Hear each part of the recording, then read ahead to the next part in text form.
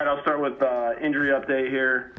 Okay, so Ryan Khalil, knee, right now it looks like we're going to be week to week. We got to just kind of see how he feels heading into Wednesday. We'll have a better idea then. Cannon still kind of in the same boat that we've been in. We're just trying to progress him. McClellan, he's still in concussion protocol. Tremaine did not, play as much as we anticipated in the game. He has an ankle. We're just going to keep an eye on that. I mean, it was something that he tried to play through, and he felt like he wasn't as effective, and that's why he was kind of an emergency guy for us.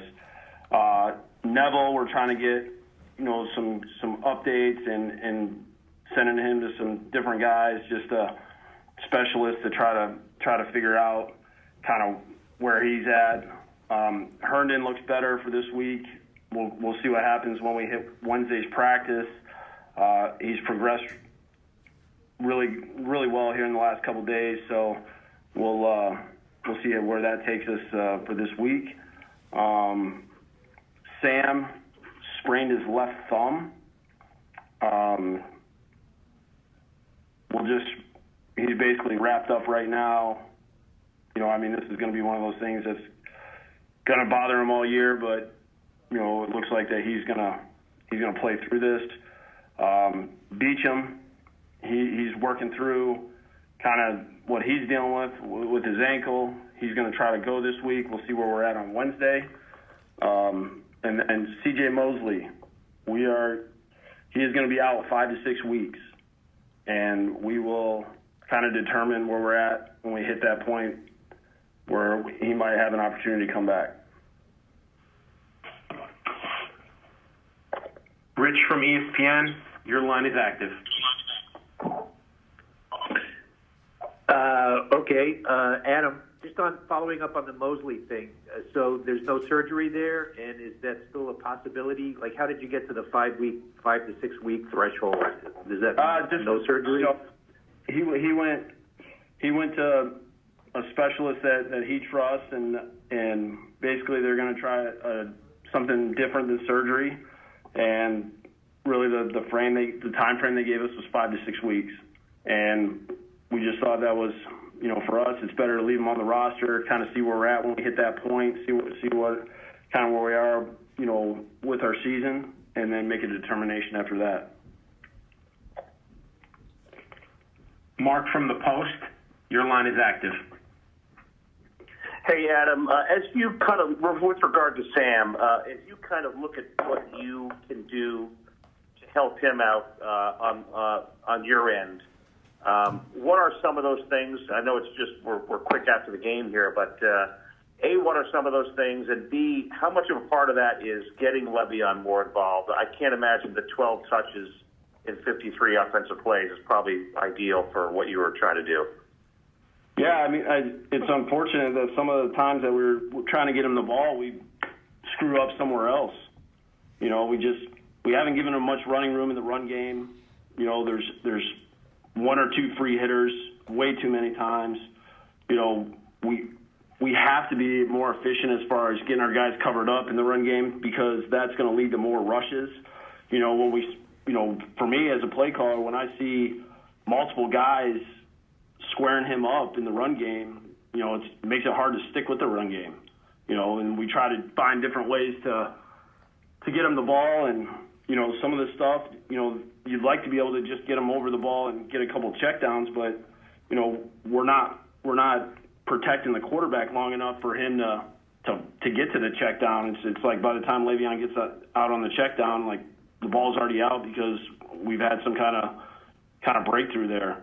So we're always trying to find new ways to get him the ball, trying to find ways to get him touches and get him involved in the offense to where he can produce for us. It's just right now it's been really hard to get him any room to go. We gotta keep working on that and find a way. Connor from The Athletic, your line is active.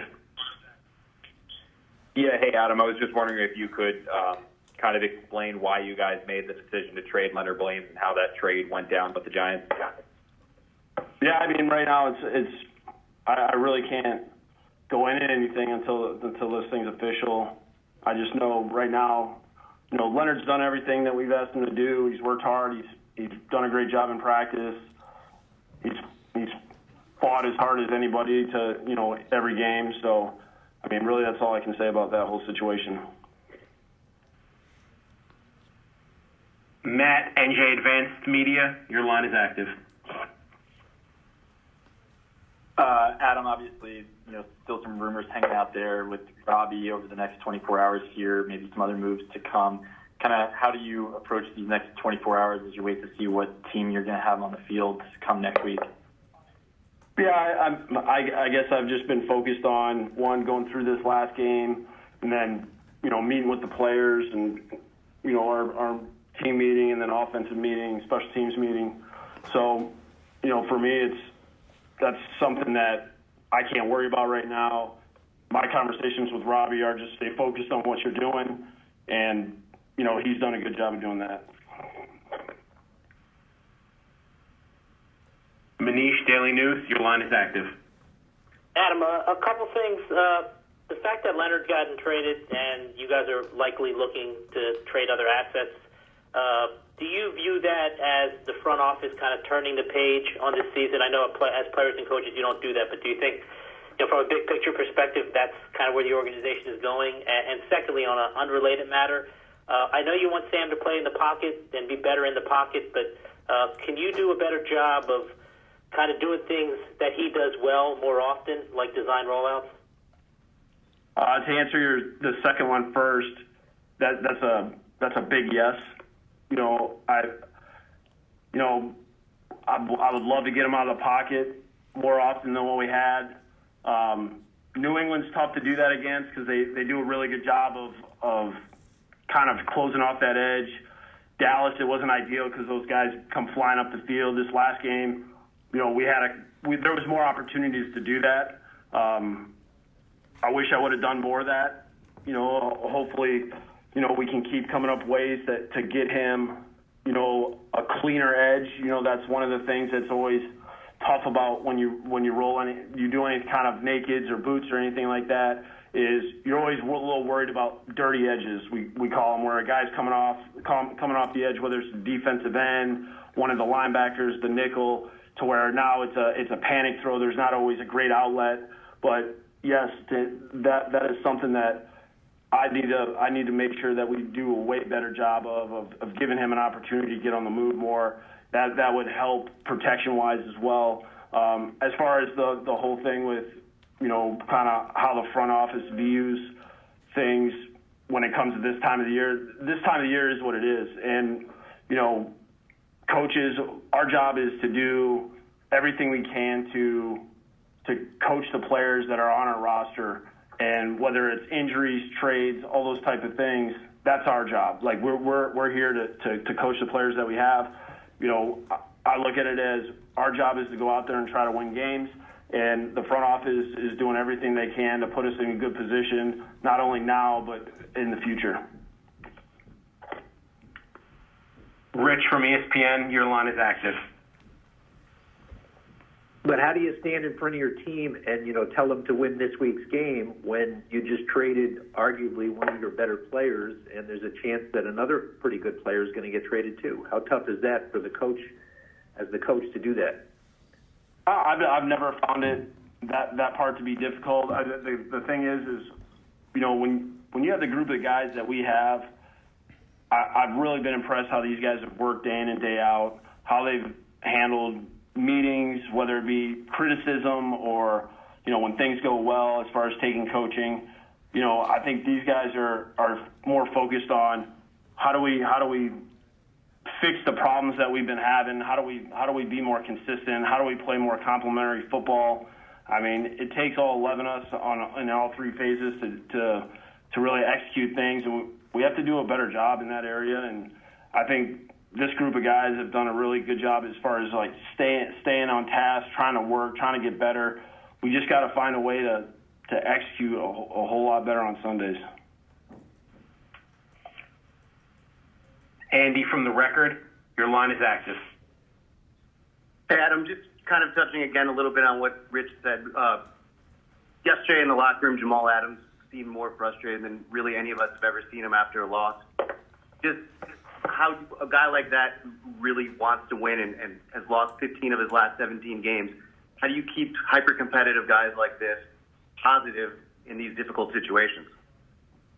Yeah, I mean, he feels like the rest of us do. You know, he wears it on his sleeve. You know, that's what I love about him is he's so competitive. He wants to win. You know, to me that's what's great about him is his how he takes it to heart. Like, it makes him sick when we lose, and along with a lot of other people here. And the thing is and we've had discussions of, it's the toughest part about being a leader. It's toughest part about being a head coach. It's the toughest part about being a captain or a coordinator or a veteran player is it can hurt, but once we hit Wednesday, we got to reset. We got to go back to work. We got to help other guys get better. We got to raise the play of everybody else. It's the worst part of the gig, and it's the toughest part about being a really good player is, you know, guys are going to look to you to see how you react. And I think what he's done is he's gone back every Wednesday and he's reset and he's put his head down and went to work and he's tried to bring guys along with him. And, you know, it's all right. I mean, for him to be banged up here for 24 hours, but once we hit Wednesday, we got to roll again. Mark from The Post, your line is active. Hey, Adam, just getting back to Sam again. It looked so good in the Dallas game, and I get that, you know, you played the Patriots as one of the last two games, but can you put your finger on what's been missing these last 2 weeks from what you saw in that Dallas game with him? Yeah, I mean, it's the New England game was a total. I mean, we just, that was just bad as everybody. We were all terrible in that game, and you know, I know everybody. You see 4 picks, and everybody puts it on him, but nobody did anything well, you know. And in this last game, you know, it's frustrating because there was so much. There was good, and there was things that he did in this last game that he hadn't done before, especially with the protections as far as his communication, which was really good to see, especially on the road. There were some good throws that he made. There was some really good reads that he made. It's just we got to eliminate the bad plays.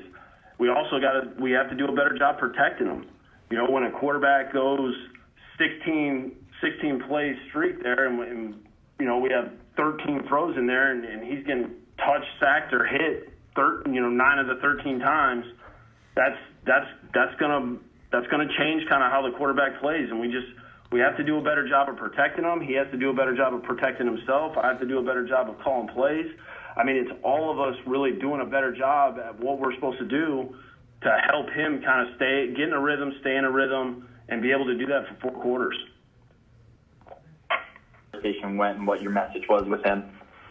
Yeah, Joe and myself spoke to him, and we just kind of just give him a heads up of what was going to be out there. And, you know, until anything's official, it's really just hard to comment on any of that. Last question from Rich at ESPN. Your line is active.